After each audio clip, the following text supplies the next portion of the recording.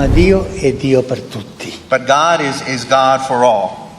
E come Dio è Dio per tutti, noi siamo tutti figli di Dio. And if God is God for all, then we're all sons and daughters of God. Ma il mio Dio è più importante del tuo. But my God is more important than your God. È vero quello? Is that true? C'è un solo Dio lì.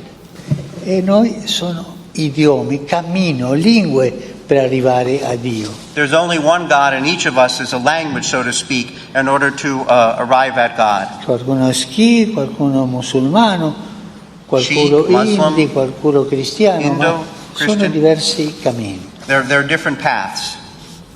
Pahinumdom sa tanan, nabuhaton ako ng video uban sa gugma na masabtan po nato kung unsa gyud ang naisulat sa Biblia mahintungod nini mga butanga. Kung tama ba ang gisulti ni Pope or dili tinuod. Sono un cammino per arrivare a Dio.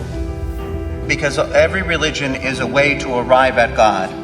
Ibig sabihin na tanan daw relihiyon ang padulungan ra gyud ana Dios. Pero kung magtuon ta sa Biblia, miingon si Jesus sa John chapter 14 verse 6 that I am the way, the truth, and the life. Siya ra gyud ang dalan, wala na ilain. Kung miingon ganis Jesus na siya usa sa mga dalan, kana makaingon gyud ta na tanang relihiyon. Pero miingon si Jesus, I am the way. Siya lang ang dalan. Siya ang dalan, wala na niingon na I am one of the way. No, wala siya miingon na siya usa sa mga dalan. Siya ra gyud ang dalan ug kamatuoran ug kinabuhi. Kaduha, tanan bang mga tao anak sa Dios? And if God is God for all, then we're all sons and daughters of God. You belong to your father, the devil, and you want to carry out your father's desires. He was a murderer from the beginning, not holding to the truth, for there is no truth in him. When he lies, he speaks in his native language, for he is a liar and the father of lies. This is how we know who the children of God are and who the children of the devil are. Anyone who does not do what is right is not God's child, nor is anyone who does not love their brothers and sisters. So klaro kay sa Biblia na naay mga tao nga anak sa yawa, dili pasabot na tanan mga tao anak sa Dios. Tungod kay si Jesus pamiingon, kamo mga anak sa yawa, no inyong amahan mao ang yawa. Tungod kay nagbuhat kamo sa iyang gusto. Ug wala gyud tay mabasa sa Biblia na miingon si Jesus, miingon ng mga apostoles na ang tanan mga tao anak sa Dios. Tinuod kita gibuhat sa Dios, gimugna ta niya sama sa iyang panagway, pero dili pasabot na tanang mga tao anak sa Dios. Kaysa diha ang tao musupak, wala misunod diha sa tong buhi na Dios, mahimo gyud tang anak sa yawa.